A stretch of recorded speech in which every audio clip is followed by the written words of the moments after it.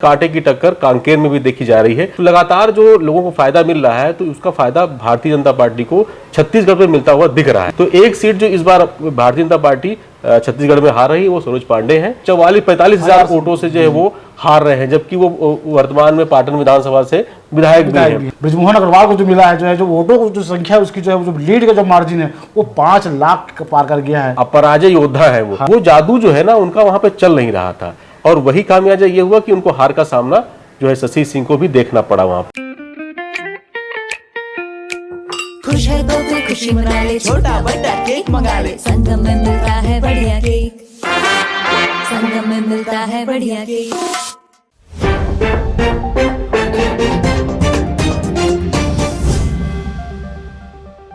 नमस्कार, मैं हूं संदीप दीवान और आप देख रहे हैं तीरंदाज। आज फैसले का दिन है। लोकसभा चुनाव में वोटों की गिनती जारी है।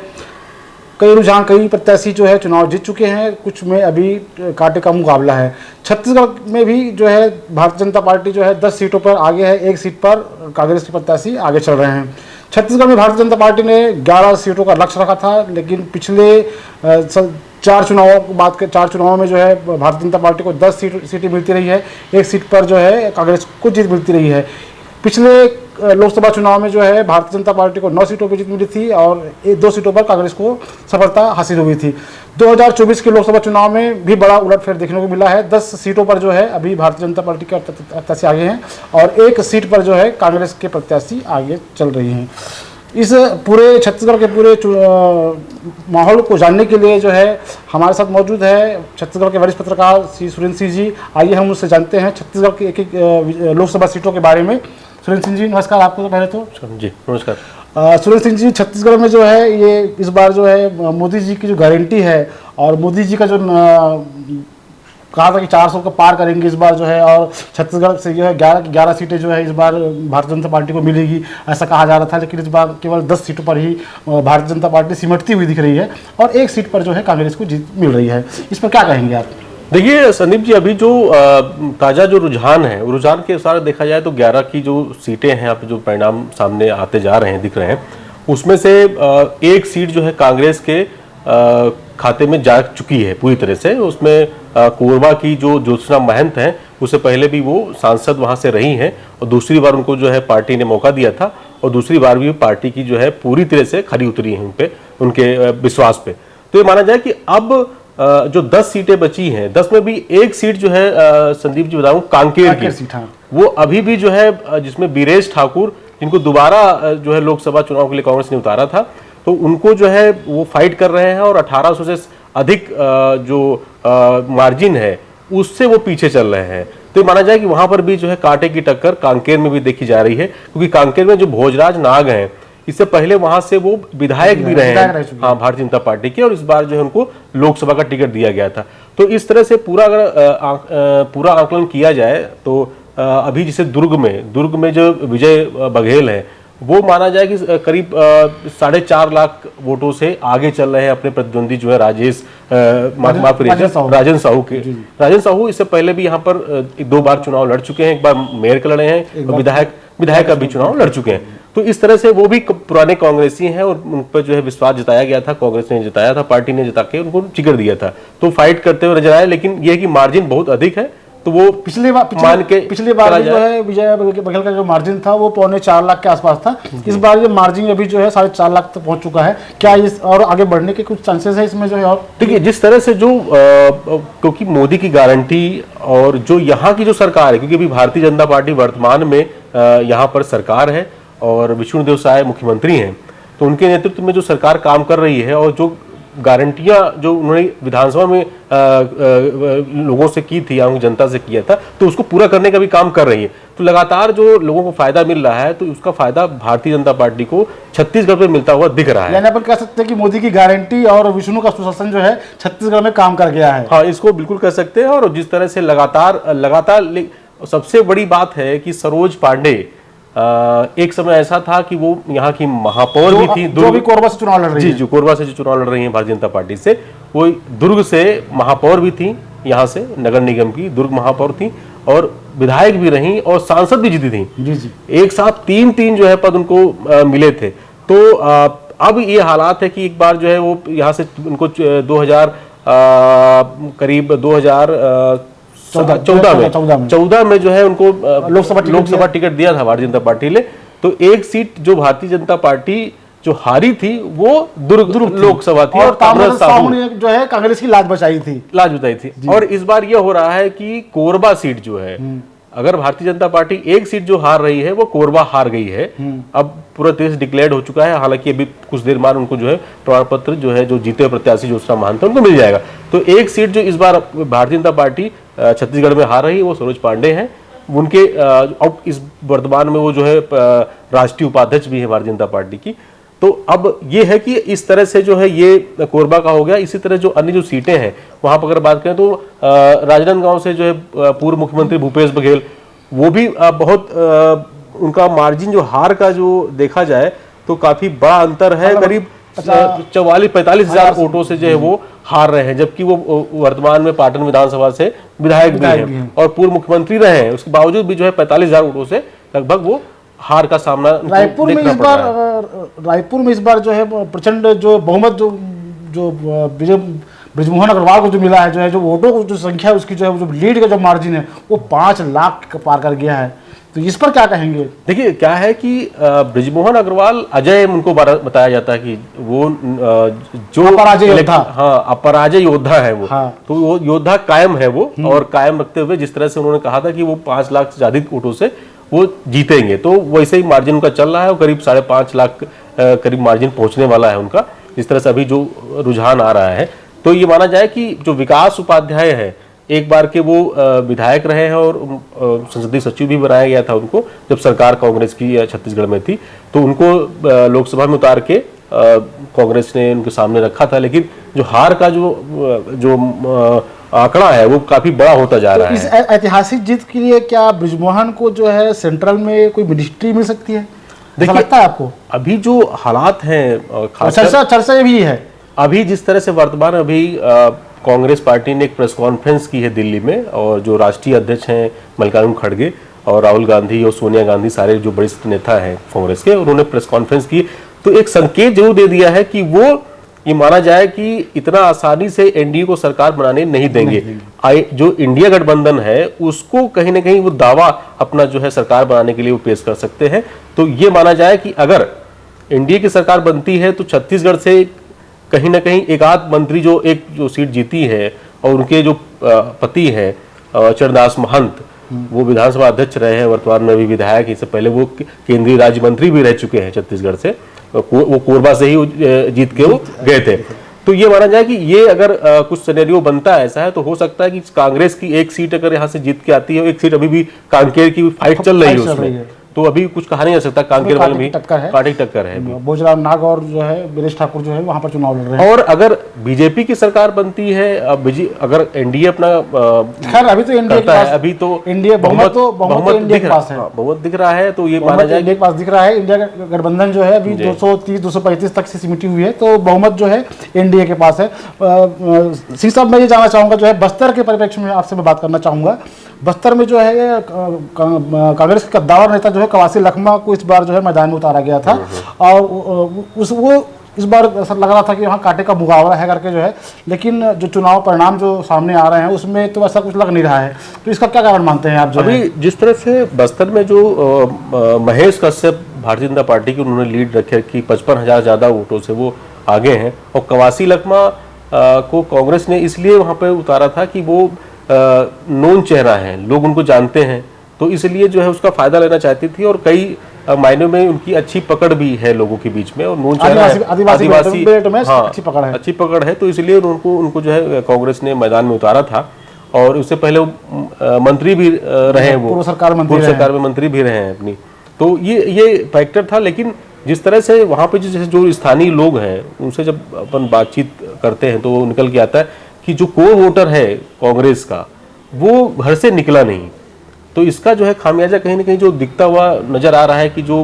हार का जो सामना वहां पर कांग्रेस कर रही है, क्योंकि पिछले बार जो है बस्तर में जो है कांग्रेस की जीत हुई थी और दीपक बैस जी वहां से सांसद चुने गए, जो वर्तमान में अभी पीसीसी चीफ हैं वो, तो वो चुन के आए थे। 2 सीटें 2019 में कांग्रेस के खाते में आई थी, लेकिन इस बार जिस तरह से एक सीट अभी जो कोरबा की सीट है वो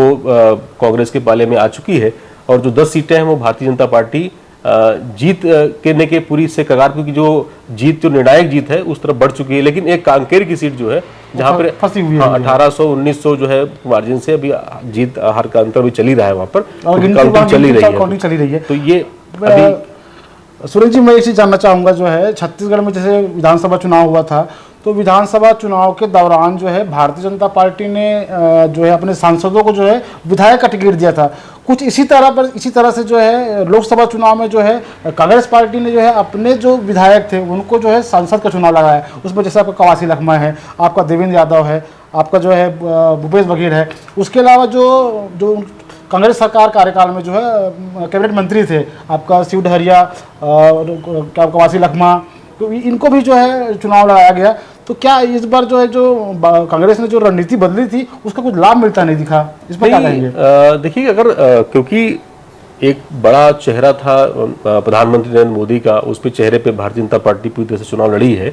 तो उस चेहरे को किस तरह से उसको जो है मात दिया जाए, तो इस बार का जो टिकट का वितरण कांग्रेस का देखा जाए तो वो एकदम सटीक बैठता हुआ है, और जातीय जो समीकरण है उसको बैठाने की पूरी कोशिश की गई है। चाहे वो आप देखिए बस्तर में है, बस्तर में कवासी लखमा को अगर वहां उतारा गया है तो वो जो अपने आदिवासी वर्ग में और नोन चेहरा थे इसलिए उनको वहां पे टिकट दिया गया। वैसे ही बिलासपुर में यादव और साहू जो समीकरण जाति समीकरण ओबीसी वर्ग वो काफी मजबूत है वहां पर, तो इसलिए देवेंद्र यादव, जबकि यहाँ से विधायकनगर से विधायक हैं, उनको बिलासपुर भेजा गया है, और एक तो यंग है तो इसलिए और उनको वहां पे उतारा गया था कि बिलासपुर में जो है वहां पे यूथ और जो जातीय समीकरण है यादव और साहू समान को दोनों को मिलाया जाए तो उनको हो सकता फायदा मिल सके, तो ये भी एक समीकरण देखा गया। उसी तरह से दुर्ग में जो है विजय बघेल और उधर जो है राजेंद्र साहू वर्ग का भी बहुत वर्चस्व है, खासकर दुर्ग संभाग में अगर देखा जाए ओबीसी ज्यादा है। तो और ये जांजगीर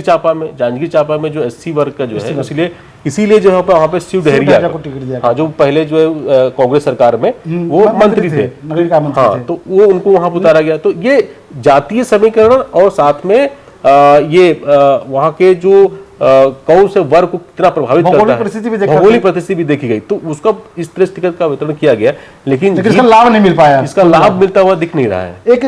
अच्छी जो सीट है सरगुजा जो है, जो जहाँ पर जो है पहले डिप्टी सीएम टीएस सिंहदेव जो है मुख्यमंत्री उप मुख्यमंत्री डिप्टी सीएम थे जो है टीएस सिंहदेव जो है, वहाँ पर जो है चिंतामणि महाराज जो है जो कांग्रेस पार्टी में पहले थे और कांग्रेस छोड़ करके जो है वो उसको विधानसभा में टिकट नहीं मिला था, तो वो छोड़ करके जो उन्होंने भारतीय जनता पार्टी ज्वाइन कर लिया। चिंतामणि महाराज विधायक भी रहे, कांग्रेस शासन काल में विधायक भी रहे, और कांग्रेस विधानसभा चुनाव में उनको टिकट नहीं मिला तो वो पार्टी छोड़ करके जो है वो चले गए थे, भारतीय जनता पार्टी में शामिल हो गए, उसको टिकट दिया गया। इस बार जो है भारतीय जनता पार्टी ने भरोसा जताया और अच्छी खासी मार्जिन से भी वो मतलब आगे हैं, तो इस पर क्या कहेंगे? जो क्या मतलब वहाँ सरगुजा संभाग में पिछली सरकार जैसे कांग्रेस कार्यकाल में जो है सरगुजा जो है पूरा भारतीय जनता पार्टी वहाँ क्लीन स्वीप थी जो है, लेकिन अभी जो है लोकसभा चुनाव में फिर जो वापसी कर लिया है वहाँ पर जो है भारतीय जनता पार्टी ने जो है, इस पर क्या कहेंगे? देखिए, जिस तरह से विधानसभा में वहाँ परिणाम जो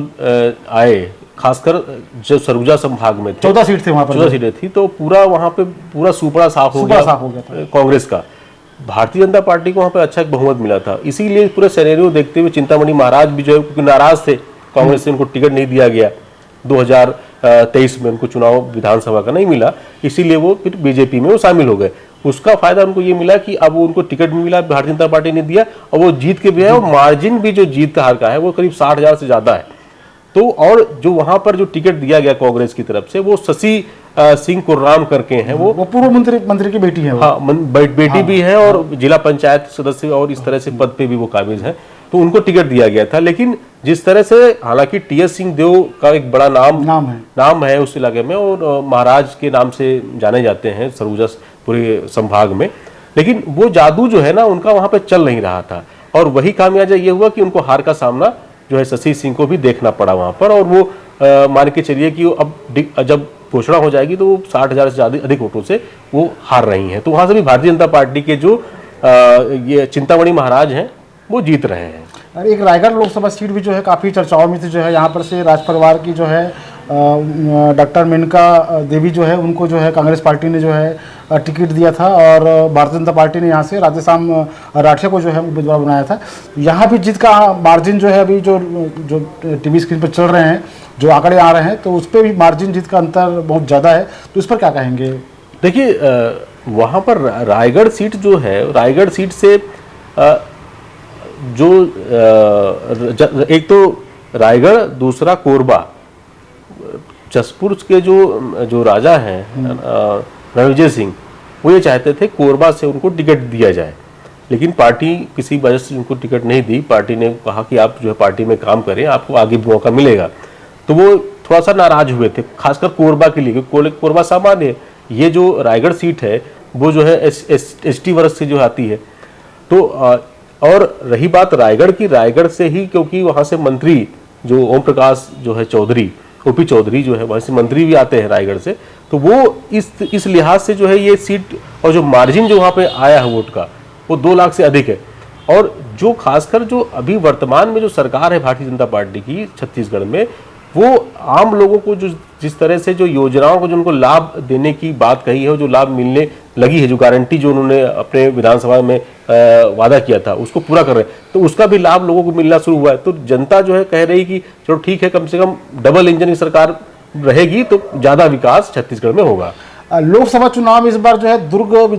लोकसभा जो सीट है वो काफ़ी चर्चाओं में था। चर्चा का वजह यह भी था कि जो है क्योंकि यहाँ से जो है 4 लोग जो है दूसरे लोकसभा में जाकर के चुनाव लड़े हैं। एक आपका जो है दुर्ग से जो पहले गृह मंत्री रहे हैं ताम्रध्वज साहू जो है वो महासमुंद से चुनाव लड़े।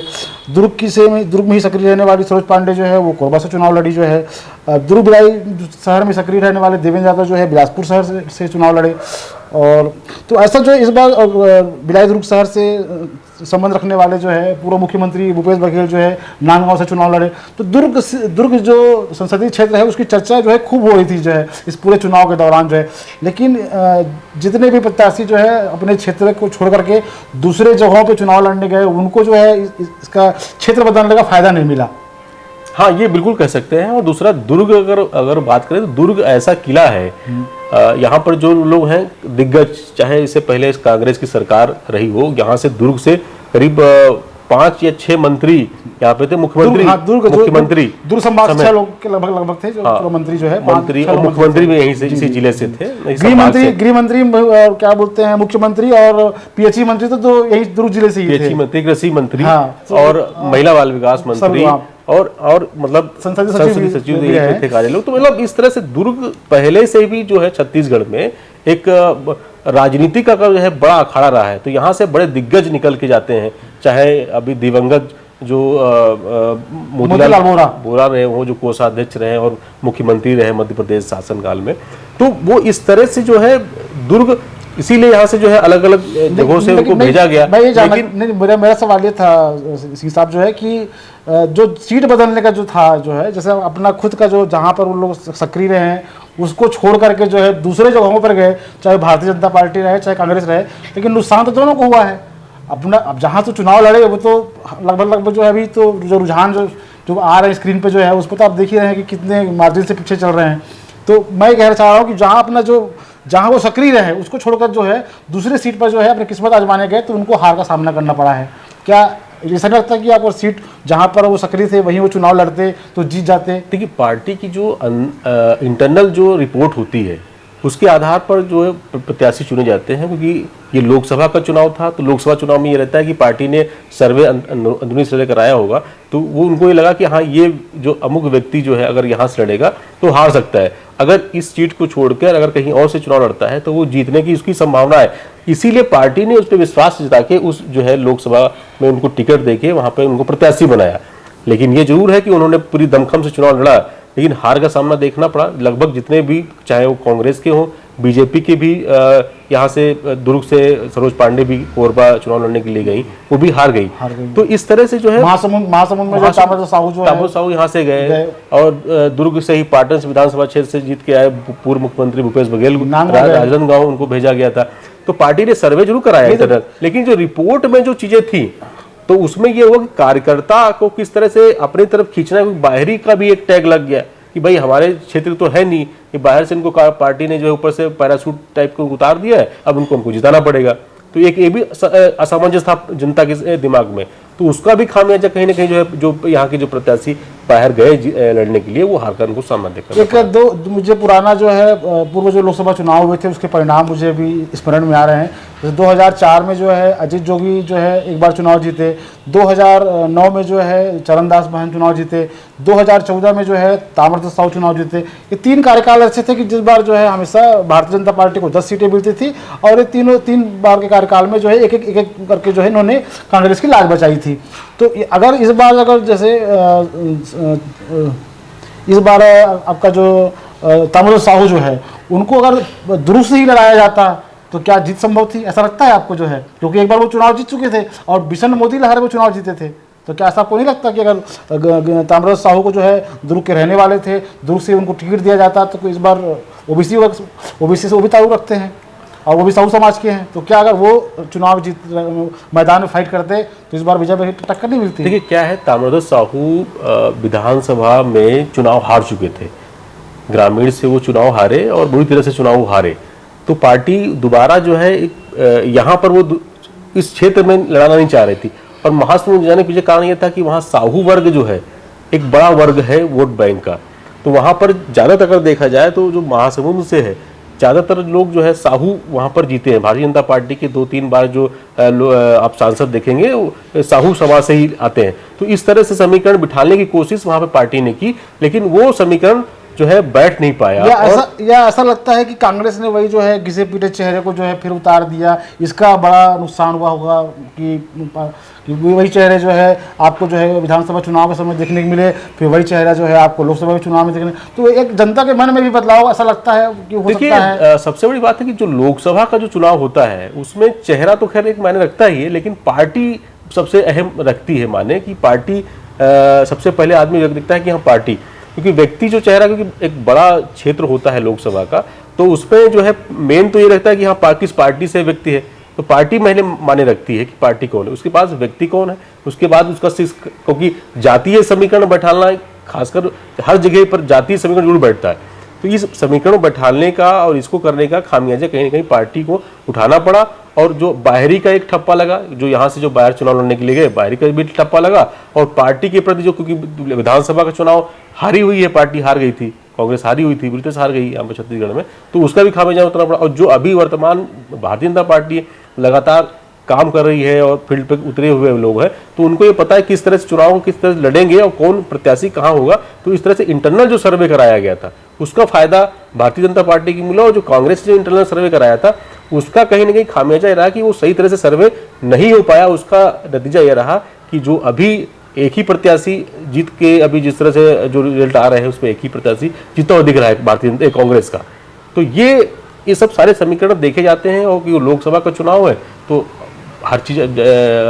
बड़ा तोल मोल के जो है उसको किया जाता है। अभी हमने बस्तर, सुरेश जी अभी आपने बस्तर के बारे में बताया, बिलासपुर के बारे में बताया, दुर्ग के बारे में बताया, जांजगीर चांपा के भी रणनीति हमने देखी जो है, कांकेर के बारे में भी हमें पता चला कि काफ़ी टाइट वहाँ पर फाइट है भी जो है, अभी वहाँ पर कुछ कहा नहीं जा सकता क्या हो सकता है जो है, क्योंकि जीत का जो मार्जिन जो है बहुत कम का है। कोरबा के बारे में हमने बात किया, महासमुंद के बारे में बात किया, रायगढ़ के बारे में भी हम जान गए। थोड़ा सा रायपुर के जो छत्तीसगढ़ की राजधानी रायपुर जो है उसके बारे में जानना चाहूँगा। रायपुर जो है, रायपुर से सबसे ज़्यादा मार्जिन से जो है अभी बृजमोहन अग्रवाल आगे चल रहे हैं, और कांग्रेस ने वहाँ पर जो है अपने जो पूर्व संसद सचिव जो है विकास उपाध्याय को जो टिकट दिया था, तो क्या पहले जब टिकट दिया गया था तो ऐसा कहा जा रहा था कि मतलब जो है सिंह के आगे बकरी को बांध दिया गया है, ऐसा करके जो कहानी चल रही थी, तो इस पर क्या कहेंगे आप जो है? देखिए, बृजमोहन अग्रवाल का जिस तरह से राजनीतिक पृष्ठभूमि उनकी रही है, तो वो एक दिग्गज और मंझे नेता है, और आपको याद भी होगा कि जिस तरह से विधानसभा में वो सबसे ज्यादा 90 विधानसभा की सीटें छत्तीसगढ़ में है, सबसे मार्जिन जीतने वाले भी बृजमोहन अग्रवाल है, और इसीलिए जो है पार्टी ने उनको उतारा कि अगर इस व्यक्ति को अगर हम लोकसभा में लाते हैं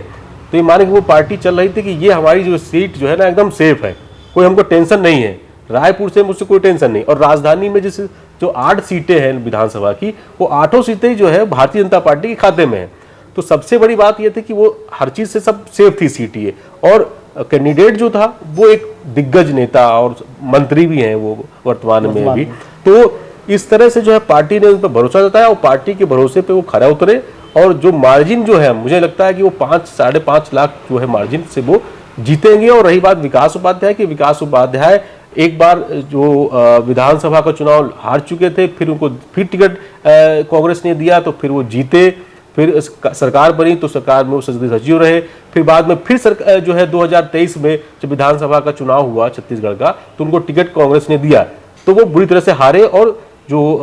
राजेश मूणत है वो वहां से जीते। तो अब ये पार्टी ये चाहती थी क्योंकि एक यंग चेहरा है, लगातार फिल्म दिखते हैं, इसलिए भरोसा देके जो है कांग्रेस ने उनको टिकट दिया था। लेकिन जो अब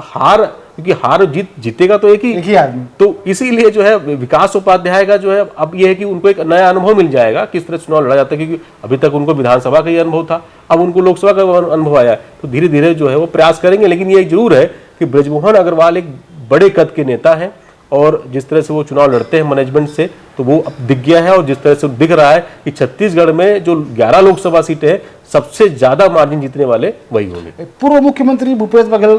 को लेकर एक बड़ा जो है वो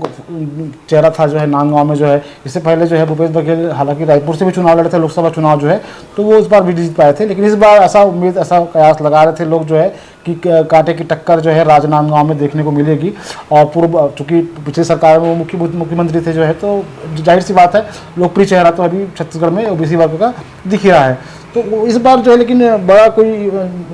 मोदी का जो फैक्टर कहा जाए या कि मोदी की गारंटी कहा जाए या विष्णु का सुशासन कहा जाए कि भूपेश बघेल की जो है राजनांदगांव लोकसभा सीट में जो है चल नहीं पाई।